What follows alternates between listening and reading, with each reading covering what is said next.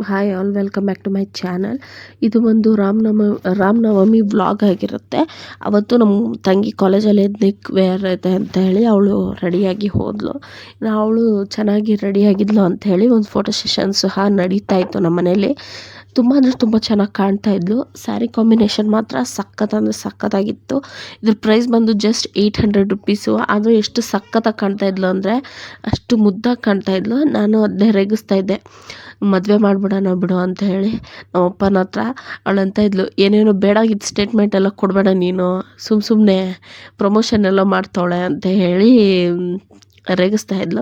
ಇನ್ನು ಅವಳಿಗೆ ನಾನು ಕಾಲು ಎಳೆಯೋದು ಇದೆ ಫಸ್ಟ್ ಅಲ್ಲ, ದಿನಕ್ಕೆ 20 ಸತಿ ಕಾಲು ಎಳಿತಾನೆ ಇರ್ತೀನಿ. ಇನ್ನು ಅವಳು ಆ ಕಡೆ ಕಾಲೇಜ್ಗೆ ಹೋದ್ಲು. ನಾವು ಈ ಕಡೆ ಸ್ವಲ್ಪ ಬಟ್ಟೆ ಎಲ್ಲ ಇತ್ತು ಮಡ್ಚೋದು, ಅದು ಇದು ಕೆಲಸ ಮಾಡ್ತಾನೆ ಇದ್ದೆ. ನಮ್ಮಮ್ಮನೂ ಅಂತ ಇದ್ರು, ಬಂದು 1-2 ದಿವಸ ಸುಮ್ಮನೆ ಕೂರಲ್ಲ, ನೀನು ಏನಾದರೂ ಮಾಡ್ತಾನೆ ಇರ್ತೀಯ ಅಂತ ಹೇಳಿ. ನಾನು ಹೆಂಗಪ್ಪ ಅಂತಂದರೆ, ಇವಾಗ ಇಲ್ಲಿ ರೆಸ್ಟ್ ತೊಗೊಳಕ್ಕಂತ ಬಂದಿರ್ತೀವಿ. ಈಗ ಇಲ್ಲಿ ನಾವು ರೆಸ್ಟ್ ತೊಗೊಂಡ್ವಿ ಅಂದರೆ ಅಲ್ಲಿ ಹೋಗಿ ನಾನು ಸೋಂಬೇರಿ ಆಗೋಗ್ಬಿಡ್ತೀನಿ ಅಂತ ಹೇಳಿ ನಾನು ಮಾಡ್ತಾಯಿರ್ತೀನಿ. ಇನ್ನು ನಾನು ಒಂದು ವಿಚಾರ ಶೇರ್ ಮಾಡಬೇಕು ಅಂತ ಅಂದ್ಕೊಂಡಿದ್ದೀನಿ ಇವತ್ತು. ಏನಪ್ಪ ಅಂತಂದರೆ, ಈ ಥರ ವೀಡಿಯೋಸು ನಾನು ಏನಾದರೂ ಕೆಲಸ ಮಾಡೋದಾಗಲಿ, ಈ ಥರ ಜಾತ್ರೆದ್ದು ಕ್ಲೀನ್ ಮಾಡೋದಾಗಲಿ, ಆ ಥರ ವೀಡಿಯೋಸ್ ಹಾಕಿದಾಗ ಸ್ವಲ್ಪ ಜನಕ್ಕೆ ಇಷ್ಟ ಆಗ್ತಾಯಿಲ್ಲ. ಅದು ಯಾಕಪ್ಪ ಅಂತಂದರೆ, ಅವರು ಏನು ಅಂದ್ಕೊಂಡಿದ್ದಾರೆ ಅಂದರೆ, ಅವ್ರನ್ನವರು ಪ್ರಮೋಷನ್ ಮಾಡ್ಕೋತಾ ಇದ್ದಾರೆ. ಈಗ ಅವ್ರನ್ನವರು ಒಳ್ಳೆಯವರು ಅಂತ ಅಂದ್ಕೊಳ್ಳಿ ಅನ್ನೋಗೋಸ್ಕರ ಇದೆಲ್ಲ ತೋರಿಸ್ತಾ ಇದ್ದಾರೆ, ಅಡ್ವರ್ಟೈಸ್ಮೆಂಟ್ ಮಾಡ್ಕೋತಾ ಇದ್ದಾರೆ ಅಂತ ಹೇಳಿ ಅಂತಾರೆ ಇಂಡೈರೆಕ್ಟಾಗಿ. ನಾನು ಏನಪ್ಪ ಅಂತ ಒಂದು ಹೇಳಬೇಕಂತಂದರೆ, ಇದ್ರ ಬಗ್ಗೆ ನನ್ನನ್ನು ನಾನು ಒಳ್ಳೆಯವಳು, ನಾನು ಅಡ್ವರ್ಟೈಸ್ಮೆಂಟ್ ಮಾಡ್ಕೊತಾ ಇದ್ದೀನಿ, ಪ್ರಮೋಷನ್ ಮಾಡ್ಕೊತಾ ಇದ್ದೀನಿ ಅಂತ ನಾನು ಯಾರಿಗೂ ತೋರಿಸ್ಬೇಕಾಗಿಲ್ಲ. ಯಾಕಂತಂದರೆ ನಾನು ಹೇಗಿದ್ದೀನಿ ಅಂತ ನಾನು ಇವಾಗಲ್ಲ, ಯೂಟ್ಯೂಬ್ ಸ್ಟಾರ್ಟ್ ಮಾಡೋಕ್ಕಿಂತ ಮುಂಚೆ ನಾನು ಹೇಗಿದ್ದನೋ ಇವಾಗೂ ಹಾಗೇ ಇದ್ದೀನಿ. ಅದರಲ್ಲಿ ವ್ಯತ್ಯಾಸ ಏನಿಲ್ಲ. ವೀಡಿಯೋಗೋಸ್ಕರನೇ ನಾನು ಈ ಥರ ಎಲ್ಲ ಕೆಲಸ ಮಾಡಿ ತೋರಿಸ್ಬೇಕು, ಈ ಥರ ವೀಡಿಯೋಸ್ ಮಾಡಬೇಕು ಅನ್ನೋದು ಏನಿಲ್ವಲ್ಲ. ನಾನು ಏನು, ನನ್ನ ಈಗ ಕ್ಯಾರೆಕ್ಟರ್ ಏನು, ಬಿಹೇವಿಯರ್ ಏನು ಅನ್ನೋದು ನನ್ನ ಸುತ್ತಮುತ್ತಲು ಇರೋರಿಗೆಲ್ಲರಿಗೂ ಗೊತ್ತು. ಅದು ಬಿಟ್ಬಿಟ್ಟು ನಿಮ್ಮ ಕೈಲಿ ಆಗಲಿಲ್ಲ ಅಂದರೆ ನೀವು ಮಾಡೋಕ್ಕೆ ಹೋಗಬೇಡಿ. ನೀವು ಮಾಡಿ ಅಂತ ನಾನು ಹೇಳ್ತಾ ಇಲ್ಲ.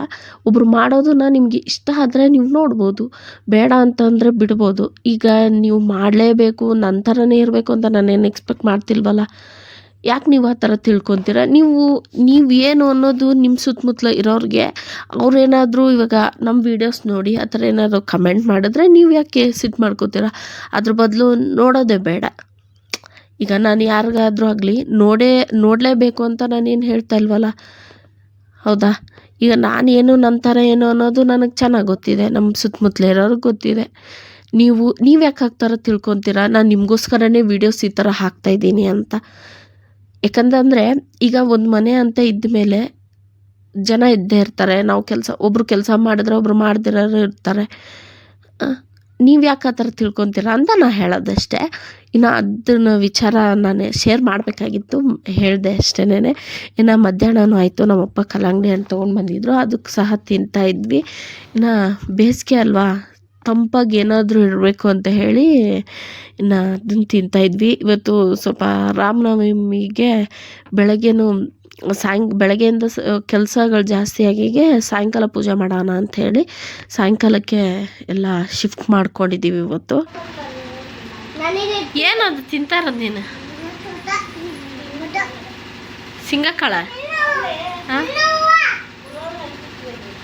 ಬಲ್ಲಿ ತೋರಿಸ್ಬಾ, ತೋರಿಸಿದ್ರಲ್ಲಿ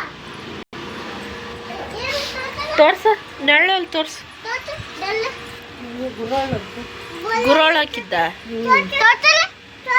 ತಡಿಯಮ್ಮ,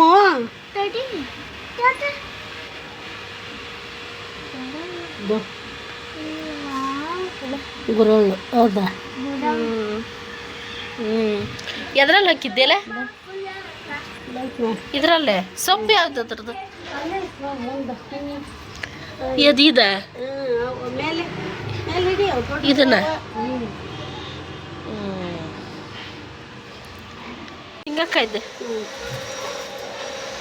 ಮತ್ತೆ ಇದನ್ನ ನೆಟ್ಟಿದ್ರೆ ಬರಲ್ಲ ನಾನು ಬೀಜ ಮತ್ತೆ ನೋಡಿ ಅಲ್ಲಿ ಮೆಣಕ್ಕೆ ನಾಟ್ಯ ನೋಡ್ದು.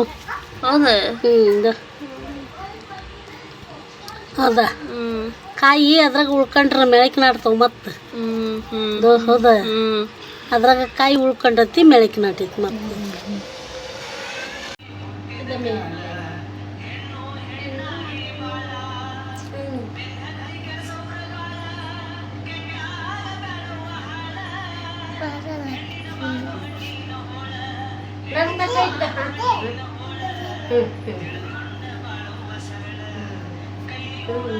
ಭತ್ತ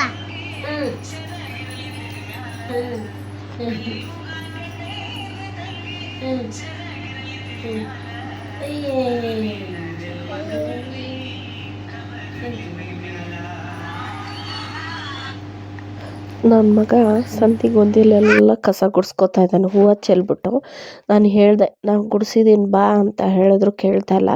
ನಾವು ಏನು ಕಲಿಸ್ತೀವಲ್ಲ ಮನೇಲಿ ಅದನ್ನೇ ಕಲಿತಾರೆ ಮಕ್ಕಳು. ನಾವು ಏನು ಹೇಳ್ಕೊಡೋದು ಬೇಕಾಗಿಲ್ಲ ಅವ್ರಿಗೆ. ನಾವು ಏನು ಮಾಡ್ತೀವಲ್ಲ ಪ್ರತಿಯೊಂದು ಕೆಲಸನ ಅವ್ರು ಅಬ್ಸರ್ವ್ ಮಾಡ್ತಾ ಇರ್ತಾರೆ. ಅದು ನಾವು ಗೊತ್ತಿರಲ್ಲ ಅವ್ರು ಅಬ್ಸರ್ವ್ ಮಾಡ್ತಾರೋ ಇಲ್ವೋ ಅಂತ. ಈಗ ನಾವು ಜಗಳ ಮಾಡಿದ್ರೆ ಅವರು ಜಗಳ ಮಾಡ್ತಾರೆ. ಹಾಗಾಗಿ ನಾವು ಏನು ಕಲಿಸ್ತೀವಲ್ಲ ಅದನ್ನು ಕಲಿತಾರೆ. ಇನ್ನು ಏಪ್ರಿಲ್ 1 ಬಂದು ನಮ್ಮ ಅಪ್ಪದು ನಮ್ಮ ಅಮ್ಮದು ಇಬ್ಬರದ್ದು ಬರ್ಡೇ ಬಂದಿದೆ. ಹಾಗಾಗಿ ನಾವು ಸ್ವಲ್ಪ ಏನಾದ್ರು ಗಿಫ್ಟ್ ಕೊಡ್ಸೋಣ ನಮ್ಮ ಅಪ್ಪಗೆ ಅಂತೇಳಿ ನಾನು ನಮ್ಮಮ್ಮ ಇಬ್ಬರು ಸೇರಿ ಮಾತಾಡಿಕೊಂಡು ಕರ್ಕೊಂಡು ಹೋಗ್ತಾಯಿದ್ದೀವಿ. ನಮ್ಮ ಅಪ್ಪನಿಗೆ ಹೇಳೇ ಕರ್ಕೊಂಡು ಹೋಗ್ತಾಯಿದ್ದೀವಿ. ಅಲ್ಲಿ ಬಟ್ಟೆ ತೊಗೊಳ್ಳೋಣ ಅಂತ ಹೋದ್ವಿ. ಬಟ್ಟೆ ಬೇಡ ಅಂತ ಹೇಳಿ ಬೆಳ್ಳಿದ ಬ್ರೇಸ್ಲೆಟ್ ತೊಗೊಳ್ಳೋಣ, ಹಾಗೆ ಒಂದು ಉಂಗುರ ತೊಗೊಳ್ಳೋಣ ಅಂತ ಹೇಳಿ ಹೋಗಿದ್ದಾಯಿತು ನಾವು ನಾವತ್ತು ಹೋದ್ವಾ. ಹೋಗಿ ಇವಾಗ ರೇಟ್ ಇರೋದು ನೋಡಿ ಕಡಿಮೆದೇ ತೊಗೊಂಡ್ವಿ. ಒಂದು 11 ಗ್ರಾಮು 300 ಮಿಲಿ ಆಯಿತು ಬ್ರೇಸ್ಲೆಟ್ಗೆ. ಒಂದು ಉಂಗುರ ತೊಗೊಂಡ್ವಿ. ಎರಡು ಸೇರಿ ಒಂದು 6,000 ಆಯಿತು. ತೊಗೊಂಡು ಬರ್ತಾ ಹಾಗೆ ತರಕಾರಿ ತೊಗೊಂಡು ಬಂದ್ವಿ. ಇದಕ್ಕೆ ಏಕಂತಂದರೆ ಈಗ ಬೆಳ್ಳಿ ರೇಟು 2 ಲಕ್ಷ ಆಗಿದೆಯಲ್ಲ, ಹಾಗಾಗಿ ಕಡಿಮೆದೇ ತೊಗೊಂಡು ಬಂದ್ವಿ. ಯಾವ್ದು ತೊಗೊಂಡು ಬಂದ್ವಿ ಅಂತ ಈ ವಿಡಿಯೋದಲ್ಲಿ ಶೇರ್ ಮಾಡಿದ್ದೀನಿ ನೋಡಿ. ಇದೇ ಬ್ರೇಸ್ಲೆಟು ಹಾಗೆ ಉಂಗುರ ಬರ್ಡೇ ದಿವಸ ಕೊಡೋಣ ಅಂತ ಹೇಳಿ ಹಾಗೆ ಇಟ್ಟಿದ್ದೀನಿ. ನಾನು ಹಾಕ್ಕೊಂಡಿಲ್ಲ, ನಮ್ಮಪ್ಪ ಬರ್ಡೇ ದಿವಸನೇ ಹಾಕ್ಕೊತೀನಿ ಅಂತ ಅಂದರು. ಸೊ ಹಾಗಾಗಿ ಹಾಗೆ ಇಟ್ಟಿದ್ದೀನಿ. ಇನ್ನು ಬಂದು ಪೂಜೆ ಬೇರೆ ಮಾಡಬೇಕಾಗಿತ್ತಲ್ಲ, ಹಾಗಾಗಿ ನಮ್ಮಮ್ಮ ಸಾಯಂಕಾಲ ಪೂಜೆ ಮಾಡ್ತಾಯಿದ್ರು. ನಾನು ಹಾಗೆ ಒಂದು ಸ್ವಲ್ಪ ನೈವೇದ್ಯ ಮಾಡಿಕೊಟ್ಬಿಡೋಣ ರಾಮನವಮಿ ಇದ್ದಿದ್ದಕ್ಕೆ ಅಂತ ಹೇಳಿ ನೈವೇದ್ಯನೂ ಮಾಡ್ತಾಯಿದ್ದೀನಿ. ಇಲ್ಲಿ ನೈವೇದ್ಯಕ್ಕೆ ನಾನು ಕುಂಬಳಕಾಯಿ ಪಾಯಸ ಮಾಡ್ತಾಯಿದ್ದೀನಿ. ತುಂಬ ಅಂದರೆ ತುಂಬ ಟೇಸ್ಟಿಯಾಗಿ ಬರುತ್ತೆ. ಹಾಗೆ ತುಂಬ ಟೈಮು ಸಹ ಹಿಡಿಯಲ್ಲ. ವಿಡಿಯೋ ಪೂರ್ತಿಯಾಗಿ ನೋಡಿ. ಹೀಗೆ ನಾನು ಸ್ವೀಟ್ ಮಾಡ್ತಾಯಿದ್ದೀನಿ. ಯಾವಾಗಲೂ ಒಂದೇ ಥರ ತಿಂದು ಬೇಜಾರಾಗಿರುತ್ತೆ. ಸೊ ಹಾಗಾಗಿ ಬೇರೆ ಥರ ಮಾಡ್ತಾಯಿದ್ದೀನಿ. ಯಾವ ಥರ ಅಂತಂದರೆ ಇವತ್ತು ಕುಂಬಳಕಾಯಿಂದ ಪಾಯಸ ಮಾಡ್ತಾಯಿದ್ದೀನಿ. ಇಲ್ಲಿ ಕುಂಬಳಕಾಯಿ ತೊಗೊಂಡಿದ್ದೀನಿ, ತುರಿದಿಟ್ಕೊಂಡಿದ್ದೀನಿ ಇದನ್ನು. ಹಾಗೆ ಸ್ವಲ್ಪ ಸಾಬುದಾನಿ ತೊಗೊಂಡಿದ್ದೀನಿ, ಸಾಬು ಅಕ್ಕಿ ಮತ್ತು ಹಾಲು. ಬೆಲ್ಲದಿಂದ ಮಾಡ್ತಾಯಿದ್ದೀನಿ ನಾನು, ಸಕ್ಕರೆ ಯೂಸ್ ಮಾಡ್ತಾಯಿಲ್ಲ, ಬೆಲ್ಲ. ಇಲ್ಲಿ ನಾನು ಒಂದು ಬಾಣಲಿ ಕಾಯಕ್ಕೆ ಇಟ್ಕೊಂಡು ಒಂದು ಸ್ಪೂನ್ ತುಪ್ಪ ಹಾಕ್ಕೊಂಡಿದ್ದೀನಿ. ಗೋಡಂಬಿ ಹುರ್ಕೊಂಡು ತೊಗೊತಾ ಇದ್ದೀನಿ ಲೋ ಫ್ಲೇಮಲ್ಲೇ.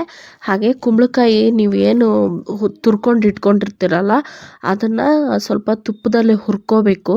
ಅದನ್ನ ಈ ಕಡೆ ಹುರ್ಕೊಳ್ಳೋ ಅಷ್ಟೊತ್ತಿಗೆ ನಾನು ಈ ಕಡೆ ಹಾಲು ಕಾಯಕ್ಕೆ ಇಟ್ಕೊಂಡು ಸಾಬುದಾನಿ ಕುದಿಯೋಕ್ಕೆ ಇಡ್ತಾಯಿದ್ದೀನಿ. ಅದನ್ನು ಸ್ವಲ್ಪ ತುಪ್ಪದಲ್ಲಿ ನೀರಿನಂಶ ಹೋಗೋವರೆಗೂ ಹುರ್ಕೊಂಡು ಅದನ್ನು ಸಪ್ರೇಟ್ ತೆಗ್ದು ಇಟ್ಬಿಡಬೇಕು. ಅದು ಸ್ವಲ್ಪ ಹೊತ್ತು ಆರಿದ್ಮೇಲೆ ಒಂದು ಸ್ವಲ್ಪ ಅದಕ್ಕೆ ಎಷ್ಟು ಬೇಕೋ ಅಷ್ಟು ಬೆಲ್ಲ ಹಾಕ್ಕೊಂಡು ನೀವು ನೀರು ಹಾಕ್ಕೋಬೇಕಾಗುತ್ತೆ. ನೀರು ಹಾಕ್ಕೊಂಡು ನಾನು ಒಂದು ಗ್ಲಾಸಲ್ಲಿ ಒಂದು ಗ್ಲಾಸ್ ಮೇಲೆ ಒಂದು ಸ್ವಲ್ಪ ಹಾಕ್ಕೊಂಡಿದ್ದೀನಿ. ಅದು ಹಾಕ್ಕೊಂಡು ಅದು ಜಸ್ಟ್ ಕರಗಿದ್ರೆ ಸಾಕೋದು. ಇನ್ನು ಅದು ಕರಗಿದ ಮೇಲೆ ನಾವಿಲ್ಲೇನು ಕುಂಬಳಕಾಯಿ ಹುರ್ಕೊಂಡು ಇಟ್ಕೊಂಡಿದ್ವಲ್ಲ ಅದು ಸ್ವಲ್ಪ ತಣ್ಣಗಾದ್ಮೇಲೆ ಅದನ್ನು ಬೆಲ್ಲದಲ್ಲಿ ಚೆನ್ನಾಗಿ ಕುದಿಸ್ಕೋಬೇಕು ಅದನ್ನು. ಯಾಕಂದರೆ ಹಾಲಲ್ಲೇ ಕುದಿಸ್ಕೋಬೋದು, ಯಾಕಂದರೆ ಬೆಲ್ಲ ಹಾಕಿದ್ರೆ ಹಾಲು ಒಡೆಯುತ್ತೆ. ಸೊ ಹಾಗಾಗಿ ಬೆಲ್ಲದಲ್ಲಿ ಕುದಿಸ್ಕೊಂಡು ಆ ಕಡೆ ಸಾಬುದಾನಿ ಕುದ್ದ ಮೇಲೆ ನೋಡಿ ಈ ಥರ ಒಂದು ಸ್ವಲ್ಪ ಮಂದಕ್ಕೆ ಬರಬೇಕದು. ಸ್ವಲ್ಪ ಕರಗಿದ ಮೇಲೇ ಈ ಕಡೆ ಹಾಲು ಸಾಬುದಾನಿ ಹಾಕಿ ಕುದಿಯೋಕ್ಕಿಟ್ಟಿದ್ವಲ್ಲ ಅದು ಬೆಂದಿದೆ. ಈ ಕಡೆ ಇದನ್ನು ಬೆಂತು. ಹಾಗಾಗಿ ಸ್ವಲ್ಪ ಡ್ರೈ ಫ್ರೂಟ್ಸ್ ಹಾಕ್ಕೊಂಡು, ಇನ್ನು ಡ್ರೈ ಫ್ರೂಟ್ಸ್ ಹಾಕಿದ್ವಲ್ಲ, ಇನ್ನು ಅದಕ್ಕೆ ಏಲಕ್ಕಿ ಪುಡಿ ಮತ್ತು 2 ಲವಂಗ ಹಾಕಿ ಇದೇನು ನಾವು ಕುಂಬಳಕಾಯಿನ ಬೆಲ್ಲದಲ್ಲಿ ಬೇಯಿಸ್ಕೊಂಡಿದ್ವಲ್ಲ ಅದನ್ನು ಹಾಲಿಗೆ ಹಾಕಿ ಮೇಲೆ ಸ್ವಲ್ಪ ತುಪ್ಪ ಹಾಕಿ ಒಂದು 5 ನಿಮಿಷ ತಟ್ಟೆ ಮುಚ್ಚಿಟ್ಬಿಟ್ಟು 5 ನಿಮಿಷ ಬಿಟ್ಬಿಟ್ಟಿದ್ದೀನಿ. ಅದು 5 ನಿಮಿಷ ಬಿಟ್ಟ ಮೇಲೆ ಹೇಗಾಗಿದೆ ನೋಡಿ, ಎಷ್ಟು ಕಲರ್ಫುಲ್ಲಾಗಿ ಡೆಲಿಷಿಯಸ್ ಆಗಿ ಬಂದಿತ್ತು ಅಂದರೆ ಒಂದು ಸತಿ ಮನೇಲಿ ಟ್ರೈ ಮಾಡಿ, ಎಲ್ಲರೂ ಇಷ್ಟಪಡ್ತಾರೆ. ನಾನು ಪಾಯಸ ಅಲ್ವಾ ಸ್ವಲ್ಪ ನೀರಾಗಿ ಮಾಡ್ಕೊಂಡಿದ್ದೀನಿ. ನಿಮಗೆ ಮಂದಕ್ಕೆ ಬೇಕಂದ್ರೆ ಸ್ವಲ್ಪ ಕೊಬ್ಬರಿ ತುರಿ ಮತ್ತು ಗಸಗಸೆಯನ್ನು ಸಹ ಹಾಕ್ಕೋಬೋದು. ಇನ್ನು ಇದನ್ನ ಸರ್ವ್ ಮಾಡಿ ನಮ್ಮ ತಂಗಿಗೆ ಕೊಡ್ತಾಯಿದ್ದೀನಿ. ಹೇಗಾಗಿದೆ ಅಂತ ಅವಳನ್ನೇ ಹೇಳ್ತಾಳೆ, ಕೇಳಿ.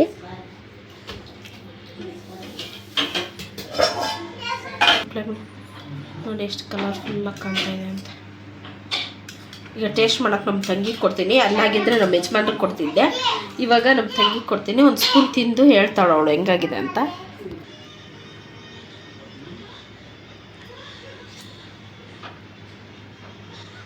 ಹೆಂಗಾಗಿದೆ? ಚೆನ್ನಾಗಾಗಿದೆಯಾ? ಬೆಲ್ಲ ಎಲ್ಲ ಕರೆಕ್ಟಾಗಿದೆಯಾ? ಚೆನ್ನಾಗಾಗಿದೆ ಅಂತ ನೀವು ಒಂದು ಸತಿ ಮನೇಲಿ ಟ್ರೈ ಮಾಡಿ. ಕುಂಬಳಕಾಯ್ದು ಅಂತ ಗೊತ್ತೇ ಆಗಲ್ಲ, ಎಷ್ಟು ಚೆನ್ನಾಗಿ ಬರುತ್ತೆ.